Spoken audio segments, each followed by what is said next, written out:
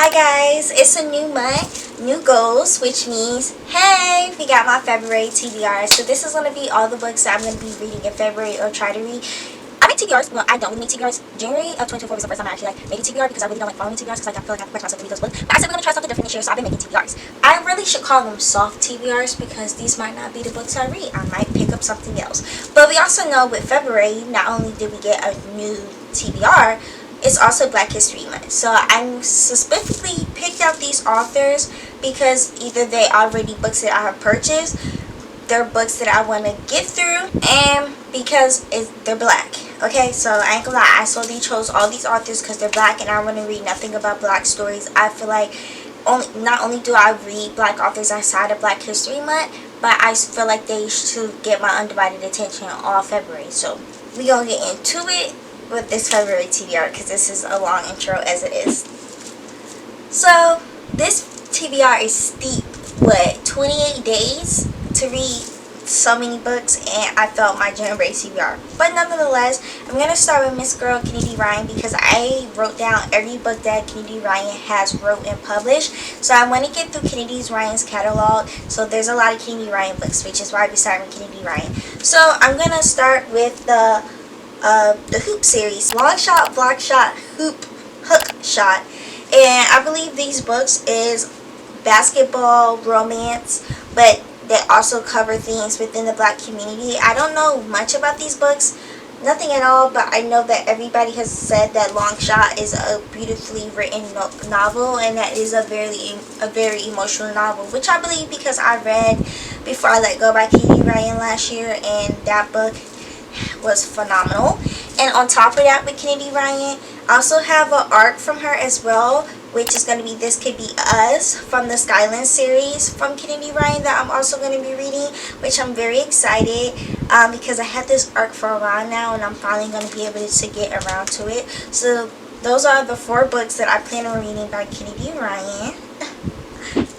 This book is a book that I've already started, but I'm going to finish. This is my second book by this author, and this is going to be allegedly by Tiffany D. Jackson. This follows a story of a girl named Mary. She is allegedly has killed a baby and she's placed in a group home, and then she ends up pregnant, so she has to think about taking care of baby, and she's been silent and she's been very mute, and this is just a book that's going to follow her story, and we get to see everything about Mary B. Allison and why she did what she did, or if she really did do the crime. So this is I'm very excited for. So far, what I've read, I found to be really good, and I've been really resonating with it.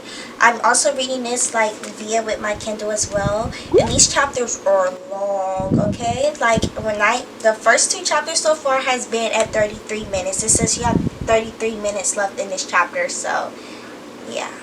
This book that I'm gonna also have on my list is about a girl who sees dead people. This is Delicious Monsters by Leslie Sandberry. I've never read anything from this author, but I did pick this up at Barnes & Noble in my last Barnes & Noble run of 2023, which you can see on my TikTok. So if you don't follow me on TikTok, you should. But this is one of Barnes & Noble's monthly picks. I think this is part of the December monthly picks, but this follows Daisy. She sees dead people and she's living in this mansion. She has to investigate it. So I'm excited. This has past and present timelines, and it seems like this is a paranormal mystery, and I'm very excited because I don't read a lot of stories like that, and I think this would be something I would be interested in, and maybe I could find a new genre, and maybe I'd be more invested in paranormal stuff within books. The next book I'm going to be reading is a movie cult staple within the black community, but I didn't know it was a book until I was at my aunt's house visiting her in Houston, and I seen it on her shelves, and I was like, I didn't know this movie was a book. I have to read the book. So we have Waiting to Exhale about Terry McMillan. This says it follows, this is about when men in their lives prove less than reliable for women find new strength through a rare and enlightening friendship as they struggle to regain stability and an identity they don't have to share with anyone, because for the first time in a long time their dreams are finally off hold. I'm very excited. She's also the author of How Stella Got Her Groove Back.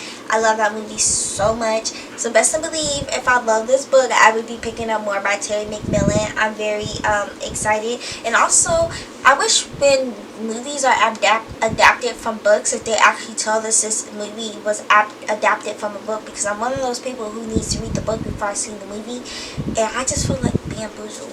But nonetheless, I'm going to be highly entertained when I'm reading this. She's not that long of a book either. She's like a little over 400 pages, so I'm very excited.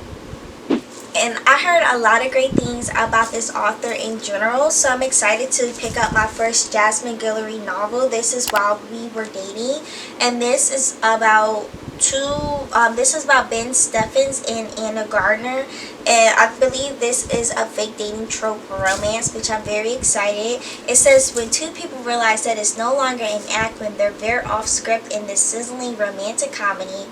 Oh, so I'm really excited. And last but not least, this book is a historical romance, which I'm very excited, / historical fiction. So if you're somebody who's into like the whole Bridgerton thing, and you really love the Davenports, which I really do love the Davenports within the Bridgerton series, as somebody who read all the Bridgerton books and read the series, I have The Davenports by Crystal Marquise, and this says Fortune favors the bold. With dazzling prose and whip-smart pacing, Crystal Marquise' gorgeous debut spirits readers in a world of polished glamour, but also a world shadowed by painful reckonings through trial, defeat, defiance, and triumph. Its characters offer heart and perspective. The Davenports is a fresh, utterly enchanting read and a much-needed addition to the contemporary canon of Black literature. This is a review by Ayana Gray from the New York Times, bestselling author of Beasts of Prey trilogy. But I'm really excited because this is gonna follow this follows the Davenports, which happens to be one of the few Black families back then that was really high in wealth in Black society. So I'm really excited, and I'm just really glad to see books where Black people are having money and some moolah in this upper echelon of life, and it's showing us that they got a bag, we got flex. We show you how we do our money and spend our money. I love a book about Black class and Black excellence and the leaders and classism and all like that. It's just really nice to see. So this is a very hefty TBR. We have 1, 2, 3, 4, 5, 6, 7, 8, 9 books that I plan on getting through in February. Will we get through them? We will see. But like I said, this is a soft TBR. There's nothing set in stone. Reading is supposed to be fun. So I'm not gonna force myself to like read the books if I'm not enjoying them. We believe in DNFing around here. If I don't like a book or the book is not fitting my mood for the time, DNF and move on to the next baby, because there's plenty of books out there that's gonna make me happy. But I feel I have good things about these books, and yeah, all these books I've already owned. So I literally took like every book that's off my shelf by a Black author and put it in this, because it's your time to shine.